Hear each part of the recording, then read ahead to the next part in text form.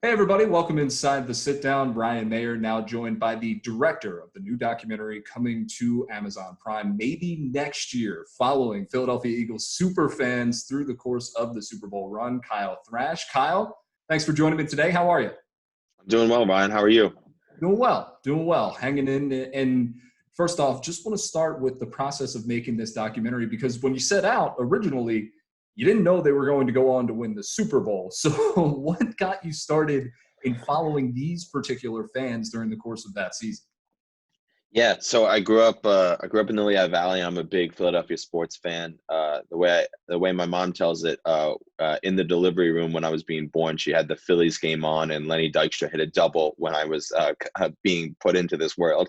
So I feel like I was kind of destined to always be a Philly sports fan. So I kind of knew that there was a lot of great characters, in Philly sports fandom. Going to the vet as a kid and seeing going through the parking lots and seeing the tailgate setups. I knew that there was these amazing characters. So it started out for me to I wanted to make a character study, Mm. a short piece just about some of these characters that I had seen, and I picked the 2017 2018 season to kind of start looking at Eagles fans through that lens. And then I kept, they kept winning. And then I just kind of followed the magic to what was, a magical year. And you mentioned some of those fans that you follow here in the documentary, and I imagine for Eagles fans watching this and watching it coming up here over the course of the next couple of weeks after it comes out is they're familiar with these folks. Shirley, who's always on the radio, Bryant as well, along with Barry, and just those characters and diving into them. What made you pick those specific ones, and maybe as opposed to some of the other people that are within the Eagles fan base? Yeah, I tried to choose those four because they represented different parts of Eagles fandom. I think we obviously are a stigmatized group of people, so I tried to show where a lot of that passion comes from. Someone like Bryant, I think a lot of people have preconceived notions, and I think I wanted to kind of represent where some of that heart comes from inside of that negadelphia stigma that we all get. With someone like Barry, I wanted to show kind of how the obsession can kind of take over your whole life, and it can kind of you start putting up things behind you, and you Right, start getting all absolutely. this memorabilia, and before you know it, you're building this huge garage barn where you have 100 and some odd people you don't even know come over to watch games with you because you love the team so much. Shirley, we wanted to kind of show how her passion takes over her work life, and how she's always just such this passionate person where it really she's such an emotional person that like it just comes across in this extremely passionate way on those phone calls. And then Jesse, who I think is kind of the your average everyday fan, that works a hard 9 to 5 type job, or even I think he wakes up even earlier than that to drop off his kid at daycare who has special needs, and then come over to take care of his father, who at the time unfortunately was had cancer. So he's juggling all these things in life, but on Sundays he has the team to root on and believe in something bigger than him. So I kind of wanted to just look at fandom through different angles, and I used those four characters to do it.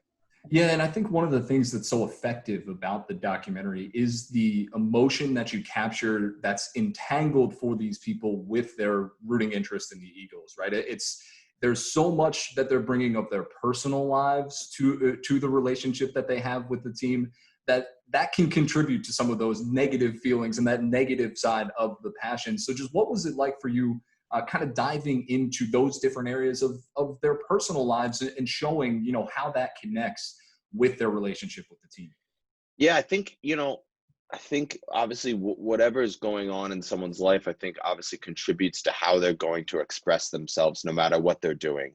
And I think being that we chose some more vocal people like Shirley or Brian or Barry, I think that whatever's going on in their personal lives will come across and how they're cheering on their team. So I think we wanted to kind of explore where some of that anger comes from. I think when there's a lot of obviously when Nick Foles, when Carson goes down and Nick Foles takes over, you hear it on the radio. Everyone is so extreme. You hear people crying. You hear Yeah. you hear people being like, "This is it." So so negative. So I kind of wanted to also explore like where that negativity comes from, not only in people's personal lives, but like, you know, what it feels like to constantly be let down. And I think that you almost kind of get used to the pains that you kind of put on this protective, you know, pump the brakes Mm. mentality, this like armor. And I think that can come across as anger. You know, you can kind of come across, you know, and also when you keep losing, you kind of you know, you kind of get a chip on your shoulder. So I think that makes you become defensive. So I think I just wanted to kind of, you know, explore kind of, you know, take, you know, peel back the layers of, you know, of why we're stigmatized, and where a lot of what really, how heart, you know, and passion can be, can quickly be misguided or be looked at in the wrong way. But really, it all comes from a real place, and usually the right place. And that's what is interesting to me too, is because, as you mentioned a couple of times, Philadelphia fans have a very negative connotation to them, right? It's the snowballs at Santa Claus. It's all Right. of these incidents wrapped up over the course of years and years and years that get brought up whenever something happens with this fan base, whenever there's something negative going on. And for you, as you're diving into this documentary and showing where that passion comes from, what do you think is the most misunderstood part of Philadelphia fans? I think it's one. I think people think we're uneducated, which Mm. that's completely wrong. I think honestly, I think we're so educated. I think people know so much, and that's why we're angry. We're angry because on paper these teams are supposed to do well. You know that. I think that, you know, that we always get so close. So they have the knowledge to know that the pain runs deep and it's real, and it's, you know, there's a reason to be angry. So I think being, you know, uneducated is a misconception. And I think people look at, you know, I think people also don't look at how, in general, I think Philadelphia Eagles fans are special, but I think their passion just goes to an extra level. But all sports fans are passionate, and Oh all yeah, sports fans have knuckleheads. So I think, like, you know, a lot of times when, you know, an incident or something will come up, I think you can quickly forget about. It's you're not under that microscope the way sometimes other cities, you know, kind of can skate by that, you know, might some, you know, there's always going to be, you know, some knuckleheads after a championship. But again, and that, it all comes from excitement and being so excited about your team winning. And I think, you know, I think, yeah, I think so, those are some of the misconceived, you know, notions. absolutely. And as you were going throughout the course of this, right, we started out by saying you didn't know this was going to be a Super Bowl year. Nobody was predicting that for a team that was coming off of the year that they had just had. Carson Wentz still kind of figuring out his way in the league. Then they go on this run, right, and are just ripping through the season. Was there a point for you as a filmmaker and also as a fan yourself, sitting back going, okay, wait, we might have a Super Bowl team here?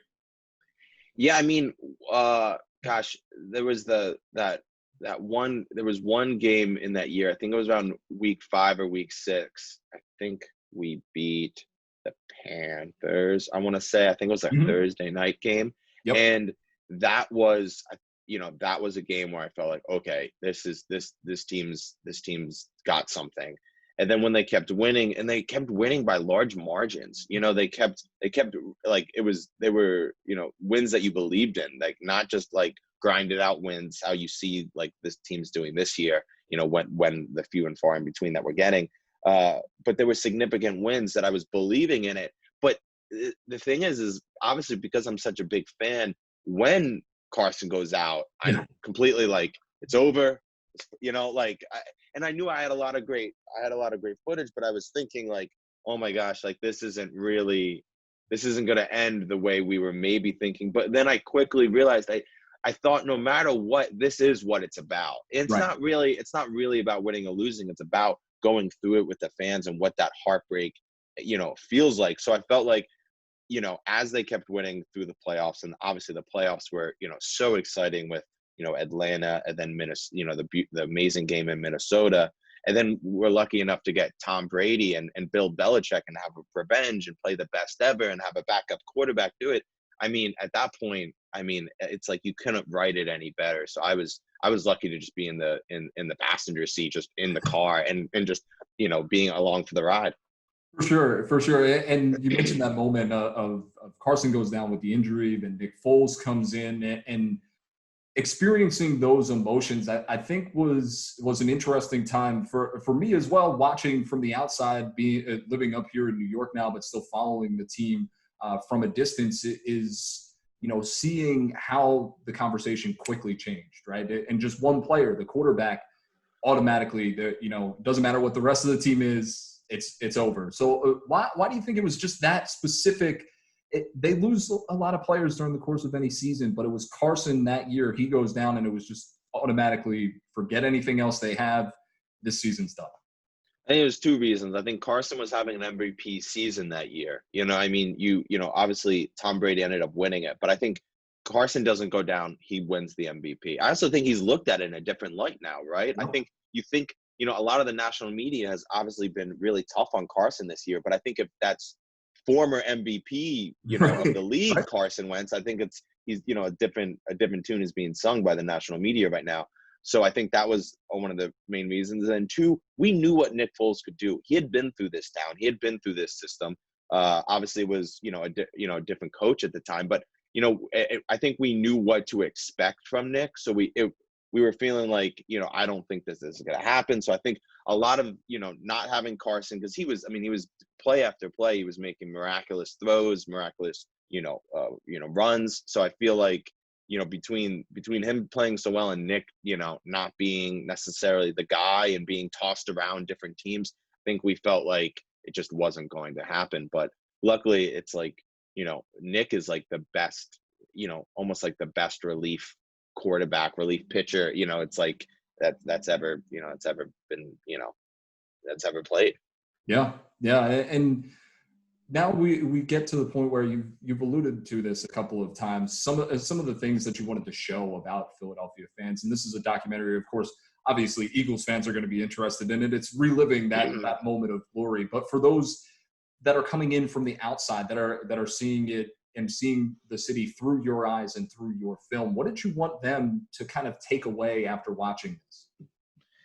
I think I wanted to show, you know, I wanted to show, you know, how people are united through fandom. You know, how it is kind of like, you know, I think we as people are, you know, we're tribal people. We find our group. We, you know, whether it's in music or film or, you know, you find your community and community service. What, you know, helping, you know, out other people. You find people that you have common interest in, and you know, and you eat together, you drink together, you watch sports together. That I wanted to kind of show that communal aspect of it, but also how that's where it starts, and you know, and being together and believing in something. But then it quickly turns into, again, obsession and identity, and again, anger and escapism. Like there's so many themes that go into fandom. So I think what I hope people kind of take away is that, like, you know, I think it really is a human film. I think what I tried to show is that, you know, that there's a lot of commonality in people, and I think that we were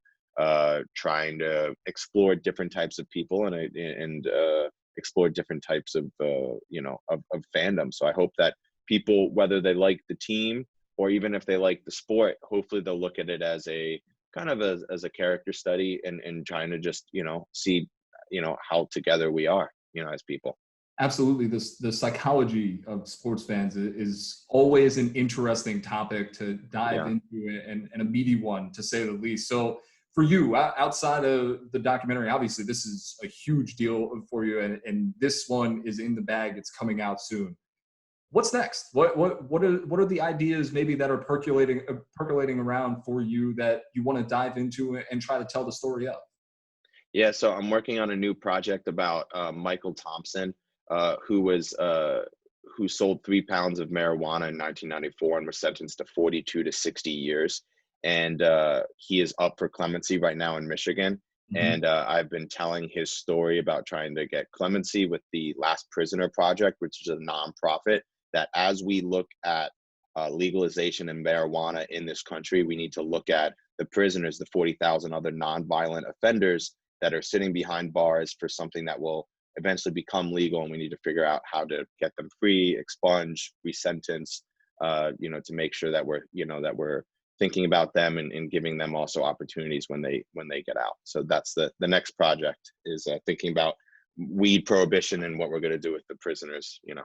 So Awesome. I can't wait. I can't wait to see that one as well once it's all finished. So Kyle, before we get you out of here, just tell the folks where they can see the documentary and when it's dropping.